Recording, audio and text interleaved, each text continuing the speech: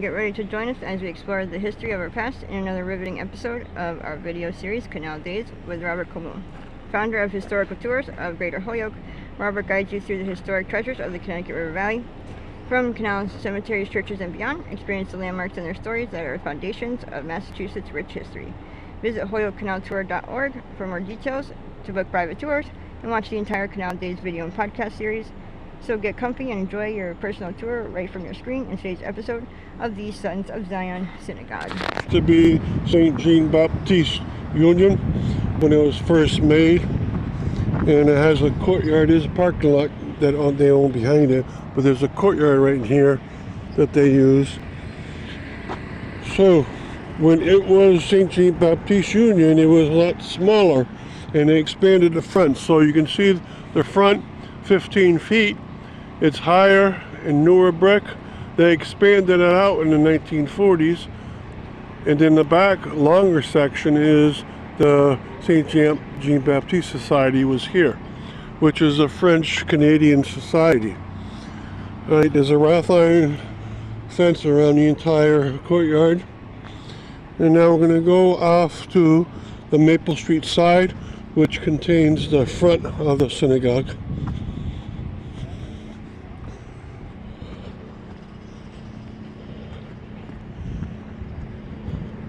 Right, the Lawrence School is across the street.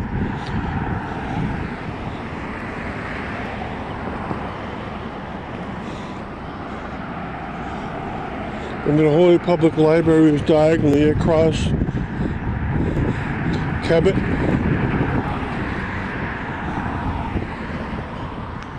Alright, so this front was added, like I said, and you can see a Star of David there and a candelabra. And then here, the cornerstone tells you when the addition was made, September of 1949. They finished it off. The front was added, and then the side, see here, is also a plaque of the Congregation Sons of Zion. And this side here was added to the main body of the St. Jean Baptiste building and goes over. So this has a social hall. And compare that to the main nave of the church.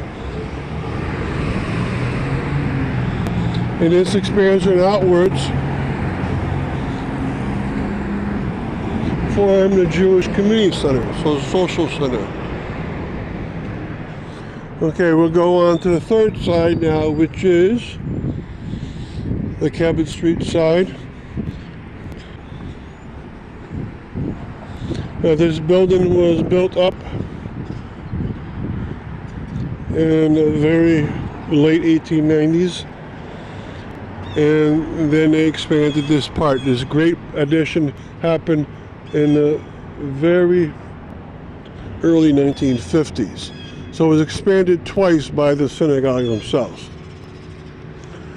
Right, and they had bought out this site for themselves.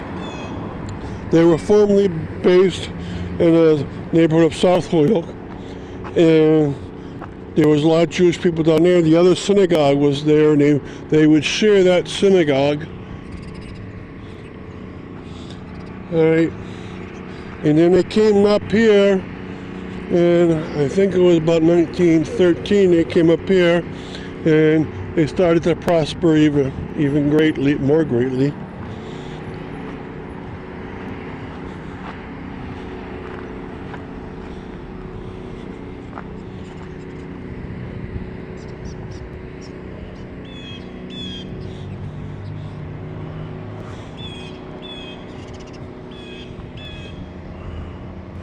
Now, it's not used as synagogue as of last year, the year 2024. They finally left it. So it was a synagogue for over 100 years. And this group now, when they do meet, probably meet in rented spaces only. They do not meet here. But the other synagogue, Rodfi Shalom, meets on Northampton Street, corner of Forer Avenue. All right, so thank you for coming along. Thanks for joining us for today's episode of Canal Days. As always, I'm your host, Carrie, along with co-host, founder, and of Historical Tours of Greater Holyoke, Robert Comeau. Our Canal Days series delves into the vast collection of historical sites throughout Massachusetts, with Robert's expertise of the local history as our personal guide.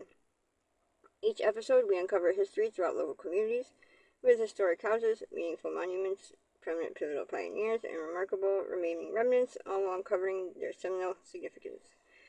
Today's episode of Canal Days will be canvassing the congregation Sons of Zion Synagogue in Holyoke, Massachusetts. So, can you educate us on the history of the Sons of Zion Synagogue?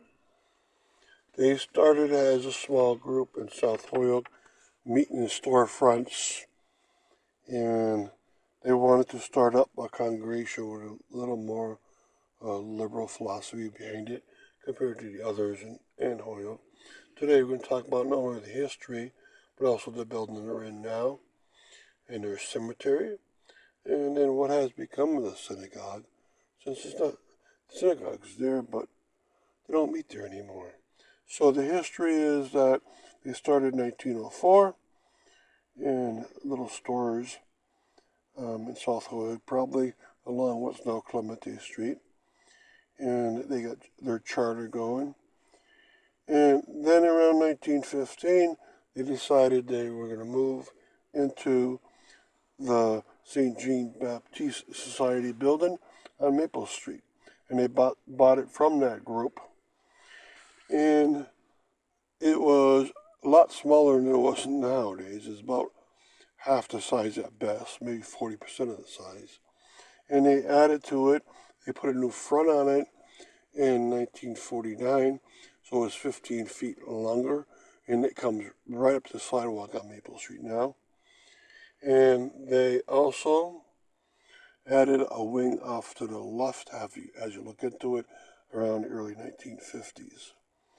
And when they made it longer, they had an official dedication ceremony December 1950 that had special ceremonies for the whole week. And this was their first true building, so they must have been happy. And in 1915, when they came into this building, it was small, and the group was, already filling up, and they knew they had to do something to really get it big. And so it wasn't officially dedicated till a long time after that.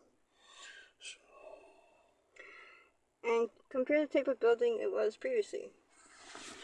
It was the back portion, so if we go around it and look at the brick style, you notice that the front 15 feet are a little higher, so it almost has a second floor there, and a little newer.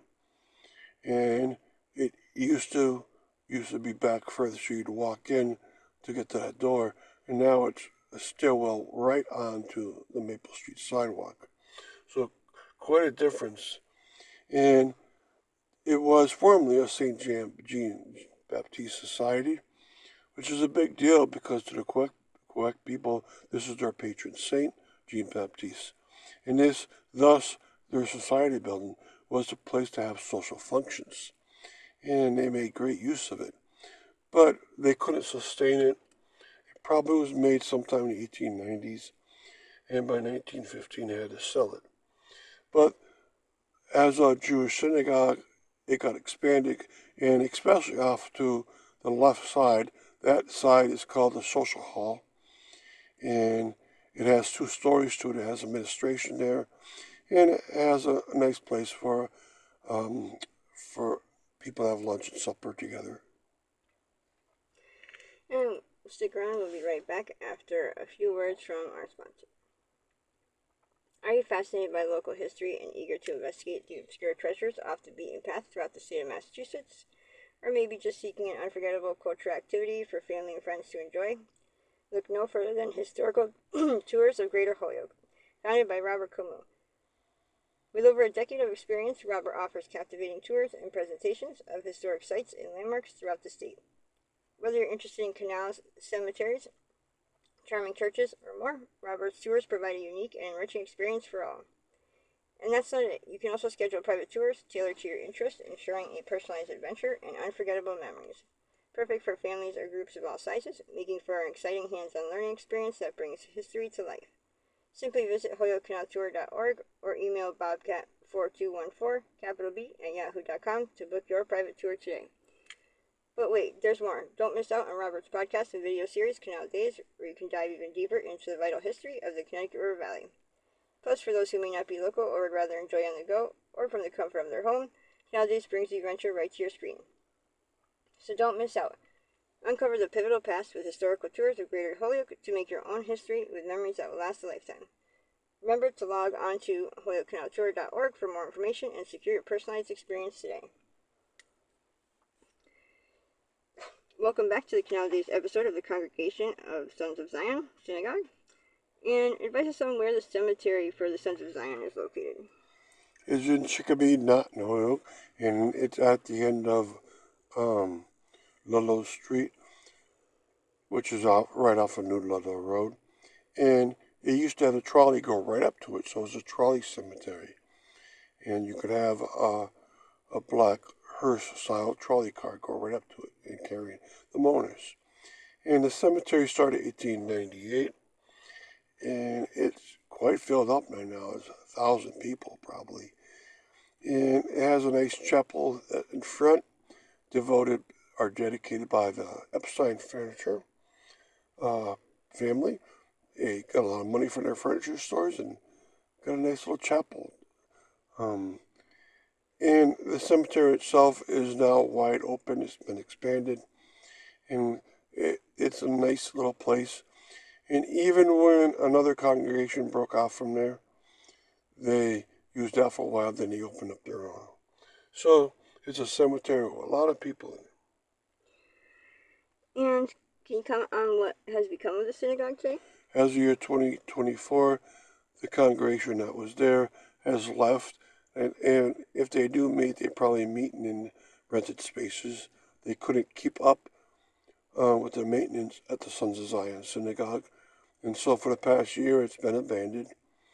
And hopefully another group can go in there, because it's got a nice big parking lot, nice big social hall, and a very large area for religious ceremonies. Of course, you can always be converted to other uses. It's located at the southeast corner of Maple and Cabot Streets, and that's a beautiful block, right on the same block as the Holyoke Public Library. So it's a nice location, and there is another congregation in town called Congregation Rodvi Shalom, a little more conservative group, also with their own cemetery, also in Chicopee. So at least Jewish people have somewhere to go still. But hopefully the building will find a use soon. And thank you very much. And thanks for listening to Canal Days in our episode on the Congregation Sons of Zion Synagogue and joining us on our journey through the rich history of the Connecticut River Valley. We hope you enjoyed uncovering some of the hidden and overlooked marvels and their fascinating stories that shaped our past in the state of Massachusetts. A special thanks to Robert Comu, founder of the Historical Tours of Greater Holyoke, for sharing his passion and expertise with us. Remember, you can find more information about Robert's tours, book private tours, and explore the Canal Days video and podcast series at holyokecanaltour.org. And if you enjoyed today's episode, please like, comment, and share it. We'd love to hear your thoughts and suggestions for future episodes. Don't forget to keep exploring and discovering the history that is hidden in plain sight all around us. Thanks for listening, and don't forget to tune into our next episode of Canal Days and check out holyokecanaltour.org. Until next time.